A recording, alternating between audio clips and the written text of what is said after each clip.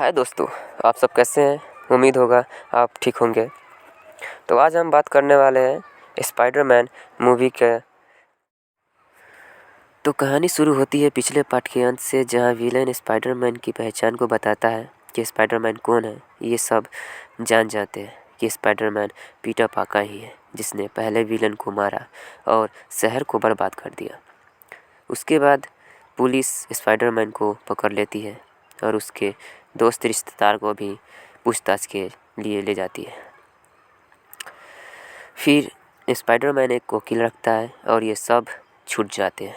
फिर कहानी आगे बढ़ती है।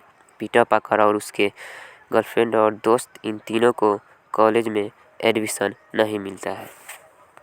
ये सब परेशान हो जाते हैं। फिर स्पाइडरमैन पहुंचता है डॉक्टर स्ट्रेंज के पास और कहता है कि आप अपने जादू से पूरी दुनिया की याददाश्त मिटा दो कि पीटर पार्कर स्पाइडरमैन है। डॉक्टर स्ट्रेंज बोलता है ठीक है। वह याददाश्त मिटाने के लिए तैयार हो जाता है और अपने जादू का प्रयोग करने लगता है। स्पाइडरमैन बोलता है मेरे लवर और मेरे फ्रेंड जाने कि मैं कौन हूँ।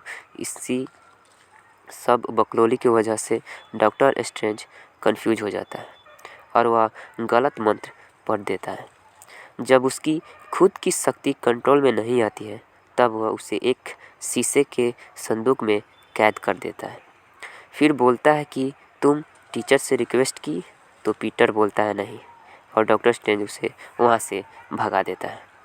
फिर पीटर अपने टीचर से रिक्वेस्ट करने के लिए एयरपोर्ट पर जाता है, क्योंकि उसके टीचर एयरपोर्ट के लिए निकल चुके होते हैं। जब पीटर पार्कर अपने टीचर से बात कर रहा होता है, तभी ऑक्टोपस विलन की एंट्री होती है और तबाही शुरू हो जाती है। उसके बाद पीटर पार्कर उस विलन से लड़ता है और अपने टीचर को बचाता है। उसके बाद विलेन को अपने टेक्नोलॉजी से ऑक्टोपस की सारी हाथों को अपने कंट्रोल में कर लेता है और उसे कैद कर लेता है।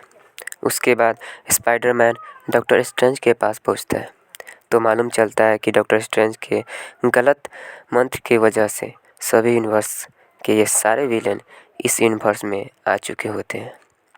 और डॉक्टर स्ट्रेंज बोलता है तुम इसे प्लीज़ उन सभी को पकड़ो, तभी मैं उन सभी को उनके अपने यूनिवर्स भेज दूंगा।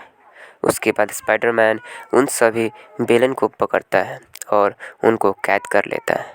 जब कैद करता है तब स्पाइडरमैन को कोई विलेन नहीं पहचानता, क्योंकि पीटर पार्कर कोई और है। तब पीटर पार्कर आप सभी अलग यूनिवर्स से आ चुके हैं, वो ऐसा बोलता है। और वे सभी विलेन अपने अपने यूनिवर्स में मरने वाले होते हैं, तभी वे सब इस यूनिवर्स में आ जाते हैं। जितने भी विलेन मरने वाले होते हैं वह स्पाइडरमैन से बोलते हैं कि मैं मरना नहीं चाहता। ये सुनकर स्पाइडरमैन का दिल भर आता है और उन सभी को भेजने से इनकार कर देता है। ये सुनकर डॉक्टर स्ट्रेंज गुस्सा हो जाता है।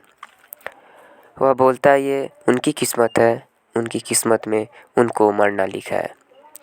फिर स्पाइडरमैन बोलता है इन सभी को ठीक किया जा सकता है, इन सभी को अपना हम आम इंसान बना दिया जा सकता है। लेकिन डॉक्टर स्ट्रेंज नहीं मानता है और वह उन सभी को भेजने की तैयारी करने लगता है। तभी वहाँ से स्पाइडरमैन उस कांच की संदूक लेकर वहाँ से भाग जाता है और डॉक्टर स्ट्रेंज को बांध देता है। उसके बाद डॉक्टर स्ट्रेंज के शक्तियों का इस्तेमाल स्पाइडरमैन का दोस्त करने लगता है। फिर उसके बाद स्पाइडरमैन उन सभी को अपने आंटी के घर लाता है, उन सभी को आम इंसान बनाने के लिए। फिर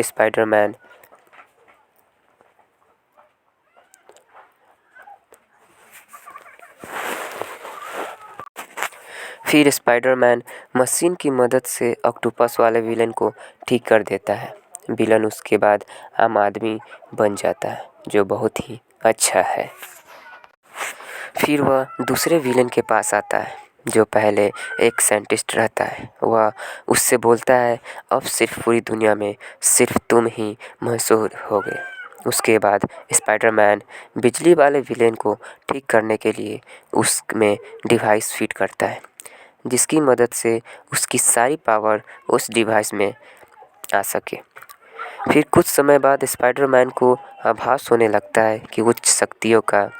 फिर उसे मालूम चलता है कि ये शैतानी साइंटिस्ट की है। फिर वह साइंटिस्ट अपने असली रूप में आ जाता है और वह सभी को भड़काने लगता है कि तुम इस पावर के ना होने से तुम्हारी कोई पहचान रहेगी, और बाकी सभी विलन उसकी बातों में आ जाते हैं। ऑक्टोपस तो सुधर चुका होता है, वो भी सभी को समझाता है कि हम सब ठीक होकर घर चले जाएंगे, लेकिन उसका बात भी कोई नहीं मानता। इसी